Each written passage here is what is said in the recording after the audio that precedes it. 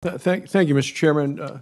Mr. Secretary, welcome back from the Ukraine. You have obviously dealt with issues relating to energy, and you've heard a lot from the members of the Republican side today. Energy, the way Russia uses energy as a weapon, and the impact it has brought to Ukraine. Senator Rounds asked a question on energy, and you stated that we need to accelerate transition to renewables. And you said you can't weaponize the sun, can't weaponize the wind, but you also can't run a modern economy on sunshine and whether it's a windy day or not. And I just say from the first days in this administration, the Biden administration has failed to prioritize energy security, which I've always said is part of our national security. Now, under your leadership, the State Department is looking to cut deals with dictators in order to access more energy resources. The State Department is in negotiations to remove sanctions on Iran's energy sector as part of the Iran nuclear deal. The State Department officials have traveled to Venezuela to meet with Maduro to discuss removing sanctions to access additional crude oil.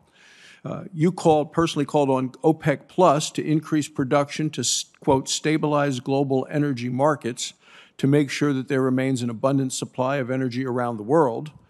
Your State Department then went to Qatar and other foreign countries to ask them to export more liquefied natural gas to Europe. All of this happening at the same time that the administration that you serve on has made it harder to produce American energy. And I heard about it again this week back home in Wyoming. To me, energy security is critically important. Our adversaries would love to see us even more dependent upon them to meet our own energy needs at home in America.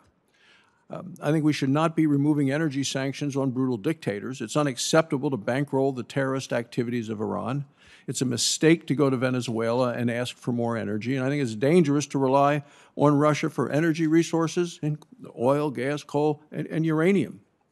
I think we need to increase production of American energy resources. So our nation has plenty of energy to power our nation and to provide our allies and friends with a stable energy supply. So could you just explain why the administration is more focused on buying energy from our enemies than finding ways to increase American energy exports and production here? Thank you, Senator. A few things. First, we're focused primarily in the near term in making sure that there are abundant supplies of energy on the world markets to our benefit, to the benefit of American consumers, so that prices are held in check. Also to help Europeans, make this transition, especially in the midst of the Russian aggression against Ukraine.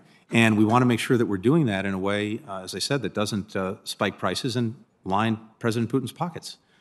So that makes, I think, good sense.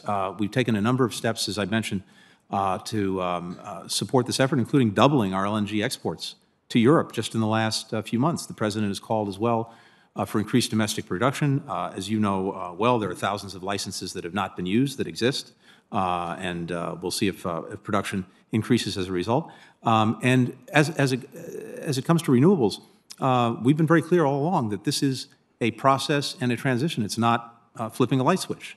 And so we have to have abundant sources of energy of various kinds going forward, even as we make the transition. There are tremendous opportunities over time in this transition, particularly when it comes to American technology in leading this effort and having vast new markets. But it is a process, it's a transition, and we need to make sure that we have abundant supplies of energy on the market. When it comes to other countries, first of all, with regard to Venezuela, the visit to Venezuela was made with the objective of getting released Americans who were being unjustly detained, and in fact, we were able to bring home 2 of those Americans, as well as to press the Venezuelans to re-engage in talks with the united opposition on moving back to free elections and democracy. That was the focus of the visit. And with regard to Iran, the purpose of the negotiations with Iran is to see if we can get the Iranians back into compliance with the Iranian nuclear agreement, which has clear benefits to the United States and making it much more difficult for Iran to get fissile material for a nuclear weapon. That's the purpose of that engagement. The purpose is not to get more Iranian oil on the markets. Let me move to the crisis at the southern border. Last month, 220,000 illegal immigrants apprehended at the U.S.-Mexico border. 2021, after President Biden was sworn into office, 1.9 million apprehensions, currently on pace for 2 million this year. President Biden tasked the vice president with addressing the crisis at the southern border. President is talking about removing Article 42 because apparently COVID is behind us, although since you started testifying this morning, there's been news reports that Senator Wyden, Senator Murphy from this committee, and the Vice President are all right now with COVID. So, you know, during the Vice President's visit to Guatemala last year, Vice President Kamala Harris sent a message to illegal immigrants attempting to enter the United States. She said, "I want to be clear to folks in this region who are thinking about making this dangerous trek to the United States-Mexico border. Do not come, do not come." She went on to say, "I believe if you come to the border, you will be turned back." Well, do you agree with those statements by the Vice President that if you come, you will be turned back? I would agree. If people come to the border and can't show a legal basis for coming into the United States under asylum or other rules, they will be removed. That is the policy. And let me just say, when it comes to Title 42, as you know, Senator, this is a CDC authority. It's not immigration policy. So the CDC will make its judgment. They made a judgment to terminate the Title 42 next month. But if that happens, as I said, what will happen as a practical matter, if people come to the border and try to get in without the necessary legal basis to do so, they will be sent away. Well, and that's not happening. And it's not going to happen. And that's how you go from more illegal immigrants coming into the country in the first 14 months of President Biden in office than over the previous 4 years with President Trump in the White House. And now we're at a point where we're facing a crisis that the administration appears to be sending a different message with this revoking Title 42. I think it's an important border control tool. It is a critical border control tool, as you mentioned, as a public health to protect the public. It's going to result, what we're going to see, I think, is a massive surge. The head of Homeland Security from this administration said they're not prepared. The head of Homeland Security from President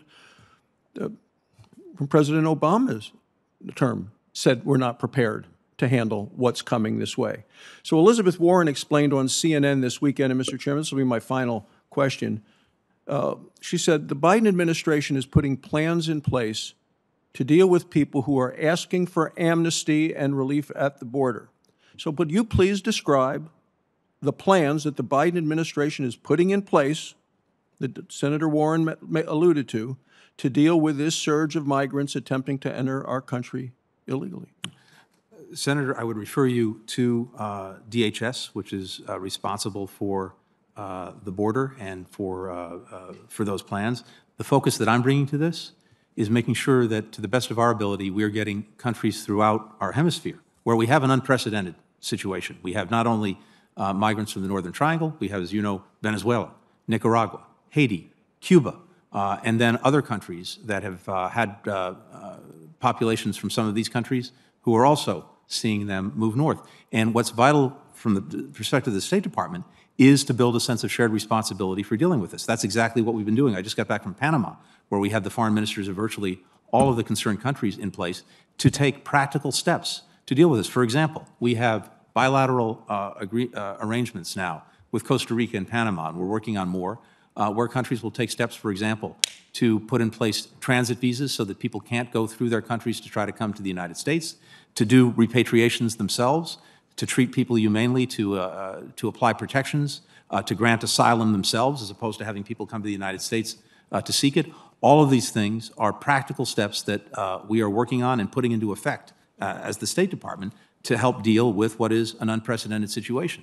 In addition, there's going to be a Summit of the Americas, as I mentioned earlier, led by President Biden in a couple of months, where this will be a major topic of issue. But look, I would again refer you to DHS. We obviously have, over many years, challenges in effectively, humanely, and efficiently processing those who come to our country and make claims of asylum. We need more resources to do that effectively, efficiently, so that their cases can be adjudicated very quickly. And if they do not have a legal basis for being here, they're returned.